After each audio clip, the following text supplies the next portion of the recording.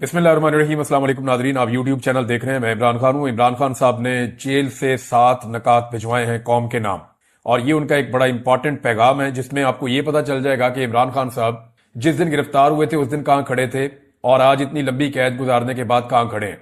मैंने आपको पिछले वीलॉग में भी बताया था कि जितने भी लीडर गिरफ्तार होते हैं, गिरफ्तार होने के बाद उनके मौकफ में लचक आती है। उनकी जो पार्टी है वो भी अपनी मौकफ के अंदर लचक लेकर आती है और वो कोशिश करते हैं पहले हमारा लीडर बाहर आ जाए, उसके बाद फिर बाकी चीजें हम देख लेंगे। पहली प्रायोरिटी होती है लीडर को बाहर लाना। लेकिन इमरान खान साहब की ये प्रायोरिटी है ही नहीं। वो अपनी पार्टी को भी कहते हैं कि अपने मौकफ के ऊपर डट जाओ, और खुद वो कहते हैं इससे फर्क नहीं पड़ता कि मैं जेल में हूं, चाहे मैं 500 दिन हूं, चाहे 500 साल हूं। अब यहां जब आप इमरान खान साहब का ये स्टेटमेंट सुनते हैं तो आपको आइडिया हो जाता है कि वो 7 चीजें इमरान खान साहब ने बयान की हैं जिनके ऊपर वो एक कदम भी पीछे हटने के लिए अभी तक तैयार नहीं हुए। जो उनका स्टेटमेंट है वो मैं आपको एज इट इज बताता हूं। इमरान खान साहब के ट्विटर से उसको शेयर भी किया गया है। साबिक वजीर आजम इमरान खान का अडियाला जेल से पाकिस्तानी कौम के नाम पैगाम।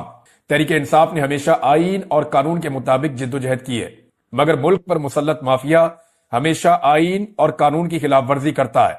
9 मई और 26 नवंबर की तहकीकात के लिए जुडिशल कमीशन का क्याम और अंडर ट्रायल असीरान की रिहाई हमारे जायज मुतालबात हैं। ये वो 2 मुतालबात हैं जो इमरान खान साहब ने कहे थे कि मैं अपनी सिविल नाफरमानी की तहरीक को रोकूंगा। अगर आप ये मुतालबात मानते हैं तो फिर मुज़ाकरात उसके बाद होंगे।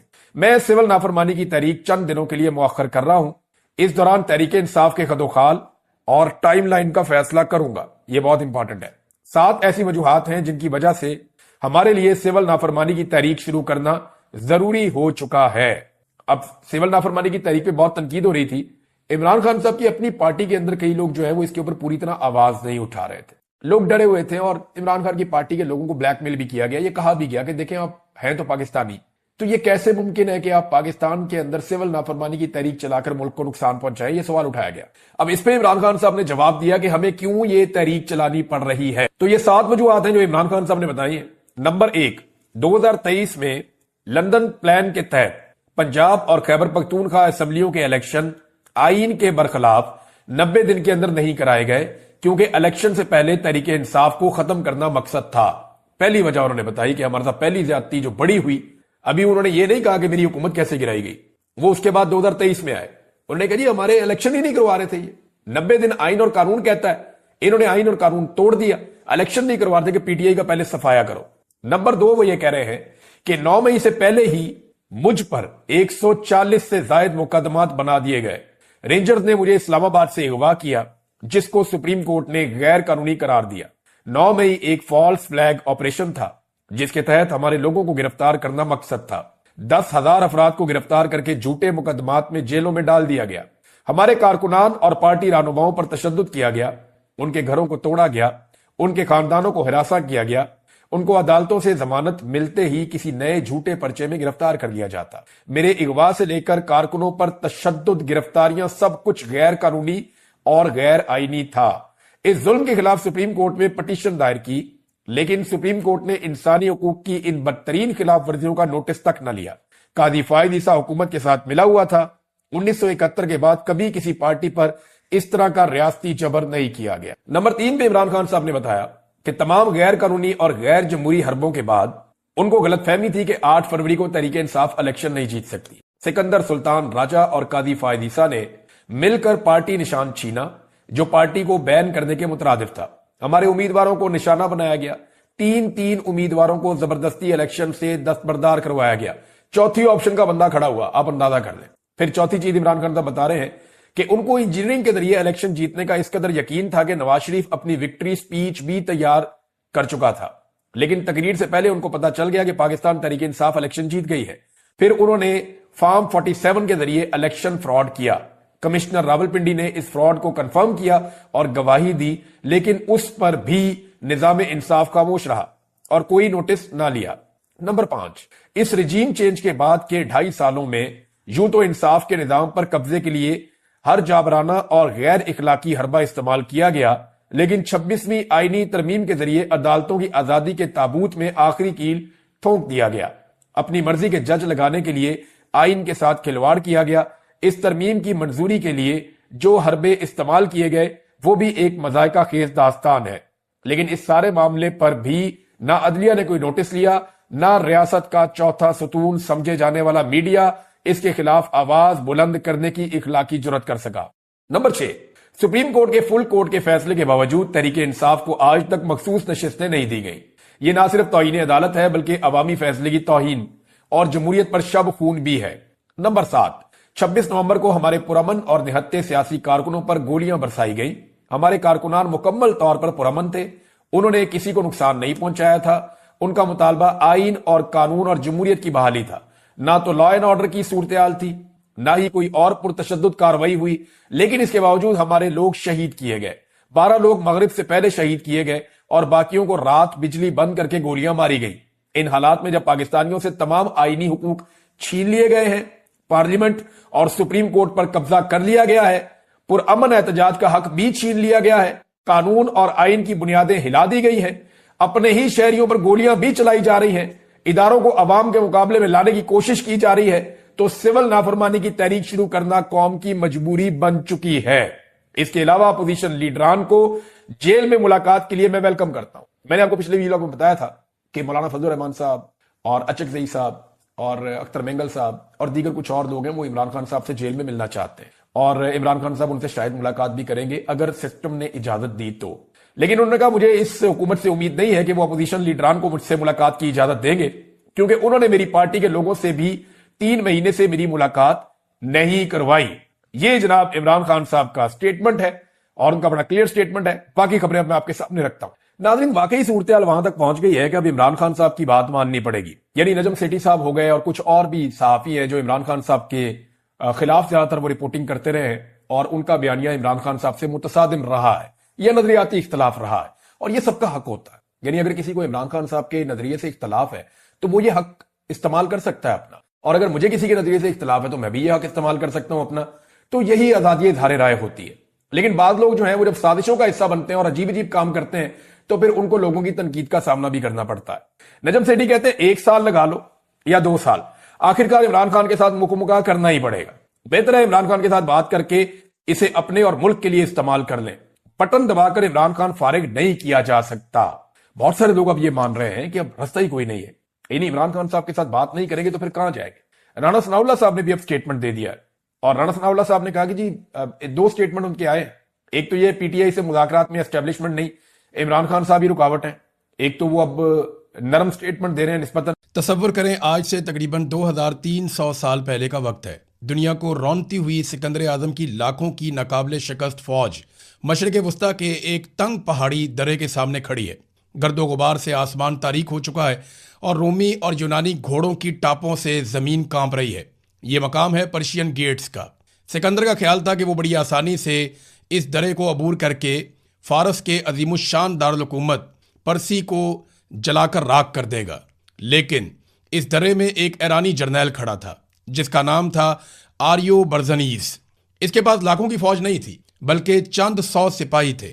آریو برزنیز جانتا تھا کہ وہ یہ جنگ نہیں جیت سکتا، اس کی موت یقینی تھی، لیکن اس نے اپنے سپاہیوں کی طرف دیکھا اور فیصلہ کیا کہ وہ سکندر کو آسانی سے گزرنے نہیں دے گا۔ وہ آخری سانس تک، آخری تیر تک اور خون کے آخری قطرے تک لڑے گا۔ وہ کیوں لڑے؟ وہ دنیا کو ایک ابدی پیغام دینا چاہتے تھے کہ ایک ایرانی اپنا سر تو کٹوا سکتا ہے لیکن کسی حملہ آور کے سامنے جھکا نہیں سکتا۔ آج ہزاروں سال بعد ایسا لگتا ہے جیسے تاریخ خود کو دہرا رہی ہے۔ خبروں میں آپ روزانہ پڑھتے ہیں بریکنگ نیوز، آپ سنتے ہیں کہ ایران نے اسرائیل پر ایک ہی رات میں 500 میزائل داغ دیے۔ کبھی خبر آتی ہے کہ ایران ایٹمی ہتھیار بنانے کے بالکل قریب پہنچ چکا ہے، اور کبھی ہم سنتے ہیں کہ امریکہ کی طرف سے نیوکلیئر آبدوزیں خلیج فارس میں بھیجنے کی دھمکیاں دی جا رہی ہیں۔ ان خبروں کے بعد آپ کے ذہن میں بے شمار سوالات اٹھتے ہیں۔ آخر ایران، امریکہ، اسرائیل اور مغربی یورپ جیسے سپر پاور کے خلاف کیسے اور کیوں اٹھ کھڑا ہوا؟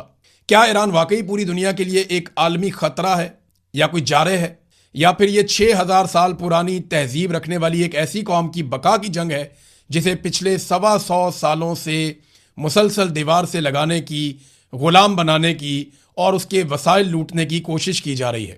آج ہم یہ سمجھنے کی کوشش کریں گے کہ ایران کا نفسیاتی ڈھانچہ کیا ہے، یہ قوم جھکتی کیوں نہیں ہے، یہ ہار کیوں نہیں مانتے۔ یہ راک کے ڈھیر دیکھ رہے ہیں اور میں ہوں عمران خان۔ ایران کی کہانی کو سمجھنے کے لیے ہمیں صدیوں کا سفر کرنا ہوگا، کیونکہ اگر آپ ایران کو صرف 1979 کے اسلامی انقلاب کے چشمے سے دیکھیں گے تو آپ کبھی اس کی اصل حقیقت نہیں جان پائیں گے۔ ایران کوئی عام ملک نہیں ہے، یہ ایک سویلائزیشن سٹیٹ ہے، یعنی ایک ایسی سٹیٹ جو بہت پرانی تہذیب رکھتی ہے۔ اس کی جڑیں 6000 سال پرانی ہیں۔ اس کو آپ ایسے سمجھ لیں کہ جب یورپ کے لوگ جنگلوں میں زندگی گزار رہے تھے، اس وقت ایران کی گلیاں رات کی تاریکی میں بھی چمکتی دمکتی تھیں۔ یہاں اعلامی اور بخامنشی، یہاں اس طرح کی سلطنتیں جو ہیں وہ قائم تھیں، ان کا قانون، ان کا نظم و نسق اور بنیادی ڈھانچہ، وہ ہر چیز موجود تھی۔ آج سے تقریباً 2500 سال پہلے 6 صدی قبل مسیح میں تاریخ کا سب سے روشن باب ایران میں ہی لکھا گیا۔ ایک شخص ابھرتا ہے جس کا نام تاریخ میں سائرس دی گریٹ کے نام سے یاد کیا جاتا ہے۔ اس نے ایک ایسی سلطنت کی بنیاد رکھی جو ہندوستان کے دریاؤں سے لے کر افریقہ اور یونان کے 3 برے اعظموں تک پھیلی ہوئی تھی۔ لیکن سائرس کا اصل کمال اس کی تلوار نہیں تھا، اس کا نظریہ تھا۔ وہ دنیا کا پہلا حکمران تھا جس نے انسانی حقوق کا تصور پیش کیا۔ اس نے بابل کو فتح کرنے کے بعد مٹی کے ایک سلنڈر کے اوپر، جسے آج بھی دنیا جانتی ہے اور سائرس سلنڈر کے نام سے وہ پہچانا جاتا ہے، مٹی کے ایک سلنڈر پر اس نے وہ باتیں لکھی جو آج کا اقوام متحدہ پوری دنیا کو سکھاتا ہے۔ میں کسی پر اپنا مذہب مسلط نہیں کروں گا، غلاموں کو آزاد کیا جائے گا، ہر قوم کو اپنی ثقافت کی آزادی ہوگی۔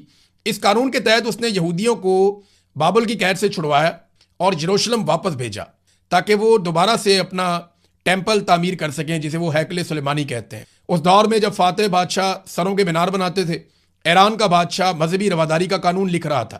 یہ ہے وہ بنیاد جس پر ہر ایرانی آج کے دن تک فخر کرتا ہے۔ انہیں ایک احساس برتری ہے کہ وہ تہذیب کے بانی ہیں۔ ڈونلڈ ٹرمپ بھی اکثر کہتا ہے نا کہ پوری تہذیب مٹا دوں گا، تباہ کر دوں گا، تو وہ ایرانی اپنی تہذیب کے اوپر بہت فخر کرتے ہیں۔ لیکن ناظرین، وقت ہمیشہ ایک جیسا نہیں رہتا۔ 330 قبل مسیح میں سکندر آیا، دنیا اسے سکندر اعظم کہتی ہے۔ وہ ایک ظالم حملہ آور تھا ایرانیوں کی نظر میں، جس نے ان کا خوبصورت دارالحکومت جلا دیا تھا۔ لیکن تاریخ جہاں سکندر کو یاد رکھتی ہے، وہاں پہ آریو برزنیز کو بھی بھول نہیں سکتی، جس نے چند 100 سپاہیوں کے ساتھ پرشین گیٹس پر سکندر کا رستہ روکا اور ایک پیغام دے دیا کہ ایرانی اپنا سر کٹا سکتے ہیں، سر جھکا نہیں سکتے۔ اس جرنیل کو جان بچانے کا موقع ملا، اس کے سپاہیوں نے کہا کہ ہم نکل سکتے ہیں، مگر اس نے قبول نہیں کیا اور اس نے کہا کہ ہم شیر کی طرح مرنا پسند کریں گے۔ اور مرنے سے پہلے اپنی سرزمین اور آبادی کو دیکھ کر اس نے تاریخی جملے بولے تھے کہ اے میری سرزمین، تو ہمیشہ سلامت رہے گی۔ اس کے بعد دنیا کے نقشے پر ایک رومن سلطنت ابھری، بہت طاقتور رومن امپائر، ایک ایسی سپر پاور جس کے نام سے پوری دنیا کانپتی تھی۔ لیکن تاریخ میں رومن امپائر کو کسی نے ناکوں چنے چبوائے ہیں اور ان کی نیندیں حرام کی ہیں، تو وہ ایران کی پارتھین سٹیٹ تھی۔ یعنی ایران کی جو پارتھین سلطنت تھی، انہوں نے 53 قبل مسیح میں تاریخ کی مشہور ترین جنگوں میں سے ایک جنگ لڑی تھی اور اسے آج بھی بیٹل آف کارہائے کے نام سے جانا جاتا ہے۔ یہ روم کا سب سے طاقتور اور امیر جرنیل تھا۔ کراسس ایک انتہائی عظیم اور بھاری ہتھیاروں سے لیس فوج لے کر ایران پر اس نے چڑھائی کی۔ اس کے مقابلے میں ایرانی سپہ سالار سورینا کی فوج بہت چھوٹی تھی، جس میں زیادہ تر گھڑ سوار اور تیر انداز تھے، لیکن سورینا کی جنگی حکمت عملی بہت کمال تھی۔ ایرانیوں نے اس دن ایک نیا حربہ استعمال کیا جسے پارتھین شاٹ کہا جاتا ہے، یعنی وہ گھوڑے پر پیچھے کی طرف بھاگتے تھے اور اچانک مڑ کر دشمن پر تیروں کی بارش کر دیتے تھے۔ رومن فوج اس اچانک اور تیز رفتار حملے کے سامنے ریت کی دیوار ثابت ہوئی۔ ہزاروں رومی فوجی مارے گئے اور کراسس کا سر کاٹ کر ایرانی بادشاہ کو پیش کر دیا گیا۔ یہ جنگ آج بھی بتاتی ہے کہ ایران بڑی سپر پاورز کی بڑی فوجوں سے خوفزدہ ہونے والا ملک نہیں ہے۔ اس نے کم تعداد اور کم ہتھیاروں کے باوجود طاقتور فوجوں کا مقابلہ کیا ہے۔ اور پھر 13ویں صدی عیسوی میں ایران پر ایک بہت بڑی قیامت ٹوٹتی ہے، جس کا تصور کر کے آج بھی رونگٹے کھڑے ہو جاتے ہیں۔ چنگیز خان اور ہلاکو خان، ان لوگوں نے یعنی منگولوں نے حملہ کر دیا ایران کے اوپر اور ایران کی اینٹ سے اینٹ بجا دی۔ یہ ایران کی تاریخ کا سب سے تاریک اور خونی دور تھا۔ منگولوں نے شہروں کے شہر صفحہ ہستی سے مٹا دیے، مردوں، عورتوں، بچوں کا قتل عام کیا، انسانوں کی کھوپڑیوں کے مینار بنائے، ایران کے عظیم الشان نہری اور آبپاشی کے نظام کو تباہ و برباد کر دیا، جس نے زراعت کو صدیوں پیچھے دھکیل دیا۔ بغداد اور نیشا پور کی عظیم لائبریریوں کو جلا کر راکھ کر دیا۔ تاریخ میں یہ کہا جاتا ہے کہ دریاؤں کا پانی پہلے انسانی خون سے سرخ ہوا اور پھر وہاں موجود کتابوں کی سیاہی سے کالا پڑ گیا۔ بظاہر ایسا لگتا تھا کہ ایران اور اس کی تہذیب ہمیشہ کے لیے مٹ چکی ہے، لیکن یہاں تاریخ کا ایک اور حیرت انگیز معجزہ ہوتا ہے۔ ایران نے منگولوں کو میدان جنگ میں تو شکست نہیں دی، لیکن ثقافت اور سافٹ پاور کے میدان میں عبرتناک شکست دے دی۔ کچھ ہی دہائیوں کے بعد وہ ظالم منگول جنہوں نے ایران کو تباہ کیا تھا وہ خود فارسی بولنے لگے، ایرانی لباس پہننے لگے، انہوں نے اسلام قبول کر لیا اور ایرانی وزراء سے حکومت چلانے کے طریقے سیکھنے لگے۔ ایران نے اپنے قاتلوں اور فاتحین کو ہی ایرانی بنا لیا تھا۔ وہ جانتے ہیں کہ تلوار سے ہاری ہوئی جنگ قلم اور کلچر سے کیسے جیتی جا سکتی ہے۔ زبان، ادب اور ثقافت کے ذریعے انہوں نے اپنی شناخت کو مرنے نہیں دیا، جبکہ انہیں مارنے والوں نے اپنی شناخت کو وہاں قتل ہوتے ہوئے دیکھا۔ اب ذرا آگے بڑھتے ہیں اور 20ویں صدی عیسوی کی طرف آتے ہیں، جہاں تیل کی دریافت ہوتی ہے۔ ایران ویسے تو خوش قسمت ہے، وہاں بہت تیل نکل آیا، لیکن وہی تیل ایران کے لیے عذاب بن گیا۔ 1901 میں ایک انگریز ولیم ڈی آرسی نے ایران کے کمزور بادشاہ سے ایک معاہدہ کیا، اور جب 1908 میں تیل نکل آیا تو برطانیہ کی نیت بدل گئی۔ اینگلو پرشین آئل کمپنی قائم ہوئی، جسے آج بھی بی پی کے نام سے یا برٹش پیٹرولیم کے نام سے دنیا جانتی ہے۔ معاہدہ اس طرح کا کیا گیا، یہ تو کھلی ڈکیتی تھی۔ ایرانی تیل کے منافع کا 84% حصہ برطانیہ لے جاتا تھا، اور 16% تھوڑا سا حصہ جو بچتا تھا وہ ایران کو ملتا تھا۔ برطانوی بحریہ ایران کے تیل پر پوری دنیا پر راج کر رہی تھی، اور ایران کے اپنے بچے بھوک سے مر رہے تھے۔ سن 1951 میں اس ظلم کے خلاف ایران میں ایک مرد مجاہد کھڑا ہوا۔ ایران کے منتخب جمہوری وزیر اعظم ڈاکٹر محمد مصدق، انہوں نے ایک ہی جھٹکے میں برطانوی کمپنی کو باہر نکالا اور تیل کو نیشنلائز کر لیا۔ یہ مغرب کے منہ پہ ایک بڑا زوردار تماچا تھا۔ جب برطانیہ کو کوئی سمجھ نہیں آئی تو وہ امریکہ کے پاس گیا اور جھوٹا پروپیگنڈا کیا کہ مصدق روس کے ساتھ مل کر کمیونسٹ بن رہا ہے۔ سی آئی اے نے 1953 میں برطانیہ کی MI6 سے مل کر تاریخ کا سب سے شرمناک اور خفیہ آپریشن کیا، جسے آپریشن اجیکس کے نام سے آج بھی جانا جاتا ہے۔ ایرانی فوج کے غدار جرنیلوں کو خریدا گیا، سڑکوں پر پیسے بانٹ کر ہنگامے کروائے گئے، اور ایک ہستی کھیلتی جمہوری حکومت کا تختہ الٹ کر رضا شاہ پہلوی کو کٹ پتلی بادشاہ بنا کر مسلط کر دیا گیا۔ جو امریکہ آج ایران میں جمہوریت کا راگ الاپتا ہے نا، اس نے اپنے تیل کے مفادات کے لیے ایران کی حقیقی جمہوریت کا اپنے ہاتھوں سے اس دور میں گلا گھونٹا تھا۔ شاہ کے دور کی پرانی تصاویر دکھا کر دنیا کو یہ سمجھایا جاتا ہے کہ ایران کتنا لبرل اور ماڈرن تھا، لیکن وہ صرف تہران کے صرف تھوڑے سے امیر لوگوں کی ایک جھلک ہے۔ پس پردہ 90% ایران غربت اور خوف کے سائے میں جی رہا تھا۔ شاہ ایران خلیج میں ایران کا policeman of the Gulf یعنی چوکیدار بن چکا تھا، اور اس کی ایک خفیہ ایجنسی بھی تھی جس کا نام تھا ساواک، اور اس ایجنسی کو خود سی آئی اے نے اور اسرائیل کی موساد نے ٹریننگ دی تھی، جس کا کام ہر مخالف آواز کو اٹھانا، ٹارچر کرنا اور غائب کر دینا تھا۔ پھر ایک وائٹ ریولوشن کے نام سے بھی انہوں نے قوم کے ساتھ ایک مذاق کیا اور مغربی مفادات کا تحفظ کیا۔ پھر لوگوں کا پارا چڑھتا گیا۔ ایک واقعہ ہوا جس کے بعد ایک دم صورتحال بدل گئی۔ 19 اگست 1978 کو ایک ریکس سینما ہے، وہاں پہ آگ لگ گئی۔ جب ایران کے شہر آبادان میں سینما ریکس کو آگ لگا دی گئی، جس میں 377 سے 470 کے بیچ میں افراد بتائے جاتے ہیں کہ وہ ہلاک ہو گئے۔ یہ واقعہ اس وقت شروع ہوا جب 4 افراد جو اسلامی انتہا پسندی سے متاثر تھے، انہوں نے عمارت پر ایندھن ڈالا اور اس پر آگ لگا دی۔ عوام کے اندر نفرت کا یہ لاوا آخرکار پھٹ پڑا۔ اچھا، کچھ لوگ یہ کہتے ہیں کہ یہ ایک فالس فلیگ آپریشن تھا، جس کو اس لیے کیا گیا شاہ کی حکومت کی جانب سے تاکہ عوام کے اندر جو ایلیمنٹ حکومت کے خلاف ہیں ان کے اوپر کاروائیاں ڈالی جا سکیں۔ اب ہوا یہ کہ 16 جنوری 1979 کو پہلوی کو ایران چھوڑنا پڑ گیا۔ لوگ بہت غصے میں تھے اور احتجاج بڑھتا چلا جا رہا تھا، اور وہ جلا وطن ہو گیا، اپنے آپ ہی اپنا ملک چھوڑ کر چلا گیا، اور اپنی ذمہ داریاں ایران کے ریجنسی کونسل اور شاپور بختیار جو کہ اپوزیشن کا ایک وزیر اعظم تھا اس کے سپرد کر دیں۔ 1 فروری 1989 کو خمینی حکومت کی دعوت پر واپس آئے۔ کئی لاکھ لوگوں نے روح اللہ خمینی کا استقبال کیا۔ تہران میں وہ اترے تھے، شاندار استقبال تھا۔